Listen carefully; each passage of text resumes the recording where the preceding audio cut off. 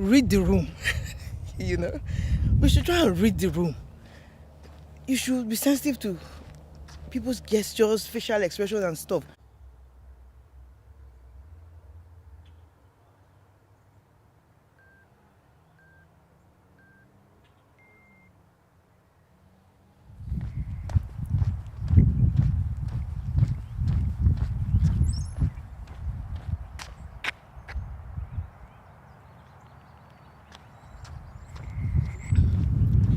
Hi, today is day 30.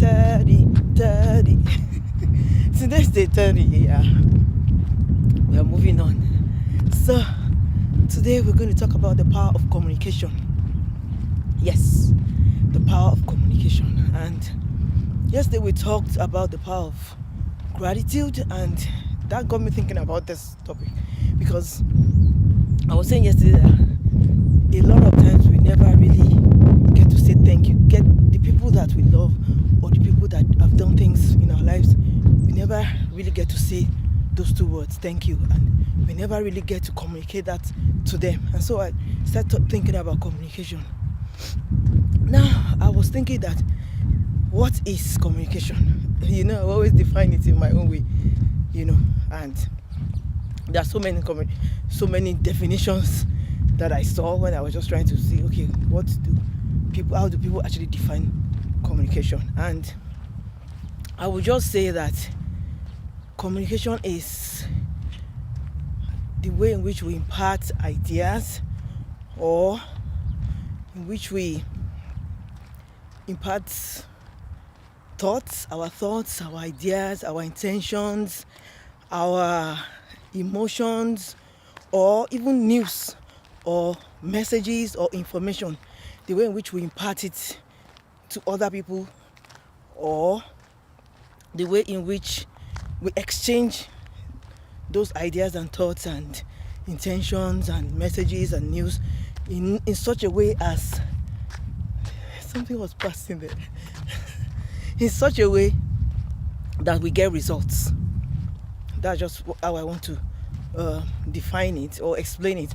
And the results could be either one of the following, because the results could be numerous. It could be either bonding, encouraging a better relationship, either between individuals or groups of people. The result could be maybe solving a problem, right? The result that we get from all these exchanges could be maybe initiating some kind of response. The result could be maybe conflict resolution. The result could be inspiring somebody to do something, or inspiring a group of people to do something. So all these results has to come. So that's when you can say I've communicated, because if all those results are not there, then in my opinion it's not communication, because communication has not actually taken place in that situation. I don't know if you get the way I'm thinking about it, but if you have another opinion, please, as usual, drop it in the comment section. So this is the way I see communication. And communication can be, of course, between individuals, between communities, between countries and all. But I think because we are talking to ourselves, we should kind of calm down on the relationship between individuals. But communication could be between, all those groups of people. And communication is very, very important, because communication, or lack thereof, or improper communication, has resulted and will continue to result in a lot of catastrophic consequences. Either is war between communities, either is war between countries, either is breaking down of relationships. Communication will always result either in building relationship or breaking it down. And even if we look at maybe companies and stuff in the professional world, lack of communication has led to loss of billions and billions of dollars. So the result of not being able to communicate well is very, very catastrophic, and that's what makes communication very, very important. And I was thinking about it, and I saw, and I also referred to some research, and saw that there are different kinds of communications. There are a lot, but there's verbal, there's non-verbal, There's written communication, there's visual communication. Those were the 4 main ones. There were other ones. But I really want us to talk about the verbal and non-verbal. You know why? Because I realized that I don't know the statistics, but just judging from my own experience, I realized that probably more than half of our communication is non-verbal. I don't know if you agree with me. Let me know in the comment section. I think a lot of times we actually communicate non-verbally a lot. Yeah, a lot. Because many times I just find out that I personally communicate non-verbally a lot. And I expect that people should know what I'm trying to say. Because non-verbal communication is trying to pass a message or communicating without words. That it could be by your facial expression, or it could be by your gestures. I don't know whether it's gestures or gestures, or it could be by body language, but there are no words. And a lot of us, especially women, I don't know, women are more guilty of this. I know generally yes, but women, we are very guilty of this. We communicate with our bodies, with non-verbal expressions, and we expect people to know, what we're actually saying. And yeah, I think this is important because a lot of people do it. So I feel that we should try and be sensitive to non-verbal cues from people. Like somebody will say, read the room. We should try and read the room. You should be sensitive to people's gestures, facial expressions. It's a very, very important way of communicating. But having said that,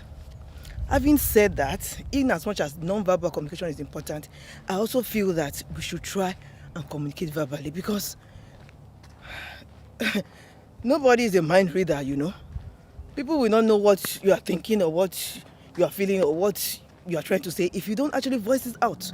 So in that way, both are important. We need to learn how to communicate non-verbally and also verbally. So the two are just very, very important. I just wanted to emphasize that because I was thinking about that a lot. That is very, very important. So we should be aware that those two kind of communications exist, and we should learn how to communicate and also give communication and also receive communication in those two ways. So another thing that I was thinking about communication is, I just want to say one or two things about my thoughts, some other thoughts that I was just thinking about it.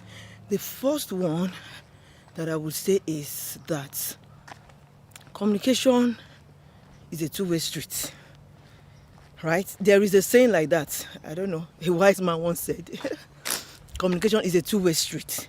So what does that mean? It means communication is not it's not just based on one person. It's two people or two groups of people, but it's like a back and forth, right? You are putting out the information, you are waiting to receive the information, you are generating the information, passing it out there, and you are receiving feedback, right? You are waiting on the person, you are looking at what the person or the people are saying and receiving their reaction as well. So it's a two-way street. So any communication that is just based on one person or is just limited to that person's ideas is a non-communication. So we should remember this in any area of our lives in which we are communicating, that communication is a two-way street. It will never work if you are the only one saying everything, doing everything, acting everything. You need to listen to other people, get their feedback. That is proper communication. It never works when it's only one-sided. So that's one thing that I just want us to think about. And another thing that I was thinking about communication is that it's intentional. It has to be intentional. Like, if I'm trying to communicate with somebody, I need to know who I'm communicating with. I need to know the message. I need to be aware of the message. What is the message? I need to intentionally think about it. What am I trying to communicate with? What am I trying to get across? What exactly is the content, right, of the ideas, the information that I'm trying to get get across. I need to know what is the content of my communication. I need to actively think about how what is the best way, how what is the best method by which I can get this message across. I need to think about who I'm talking to, what is this person's background, what is their cultural background. I need to be sensitive about their past, about how they do things, how they think, and where. Know that sometimes, you are trying to pass the right message, right? But this is not the place. It's not the place to talk about this, It's not the place to pass that message. So you need to think about where, So communication has to be intentional. It needs to be thought of. It needs to be ruminated upon, so that it just doesn't drop. Like, things will not just drop and you just come to your mind and just speak it like that, right? You have to think before you talk. Yeah, think before you talk. That's a good acronym. You have to think before you talk. You have to listen and let the information that you are passing across, or the ideas, the thoughts, and your intentions, all the things we've talked about, it has to be done intentionally. And that is one of the ways in which communication can be effective. And the last thing I want to talk about is the fact that communication is not, the act of communication itself is not as important as the way in which you communicate. Let me explain what I mean. The communication itself, that act, is not as important as the way and manner in which you pass it across. For example, there's one adage in my place that says, I'm going to speak Yoruba. Sorry, for people that don't understand, I will interpret. It says, Pele, Olako, Olabo. That means sorry. If I want to just translate it verbatim, it means sorry has male and female. What it just means is that if you say sorry to somebody, there's a way you can say it that will communicate that your sorrow. That will communicate the fact that you are sorry to the person. So it has male and female. You could say it in such a way, like you can say, sorry now. Or you can say, oh, I'm so sorry. You're saying the same sorry, but in two different ways. So that's why they say, but that means there's a way you can communicate something that you are communicating the same message, but you are not getting the same results. It depends on the way in which you communicate. So the way you communicate is very, very, very, very extremely important in order to get results from your communication. So those are my thoughts about this. Let me know in the comment section if you are more of a non-verbal communicator, or you are a verbal communicator, or I remember when we were growing up, our mothers they will just look. Every look has its own what is communicated, or its own interpretation. If they look at you like, it means something. If they're like, it means something.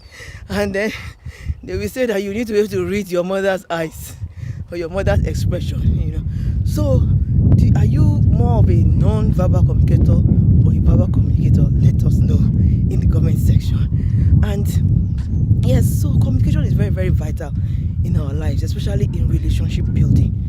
So I hope that, just thinking about it, let's ruminate about it, let's think deeply. Are we a good communicator? Is our lack of communication, is it causing problems for us in our relationships? These are the questions I want us to ask ourselves. You can only ask yourself, I can only ask myself these questions. These are the questions I want us to just consider and then see. And if we see that we are falling short in any way in our communication skills, we can intentionally try and improve it so that we can have more success. And yeah, so that's the end of my hopefully short talk for today, because I don't know, I think I've been rambling and going on for today. And then I'll see you when I'm done with the work.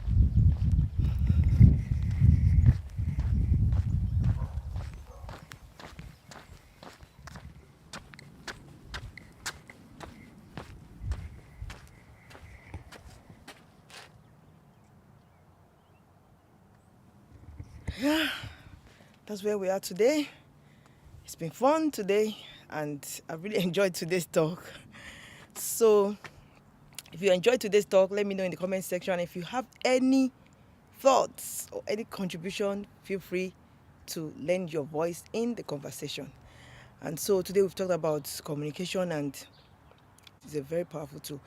If you've not been communicating well, or you've been communicating in the wrong way, I just want us to endeavor to consciously improve our communication skills, and I know that will help us in our success this year and even in our lives generally and in our relationships. So that's the end of today. If you've not subscribed, subscribe, give me a like so that we can move forward. And with that being said, I'm going to say bye for today. Enjoy the rest of your day. See you tomorrow.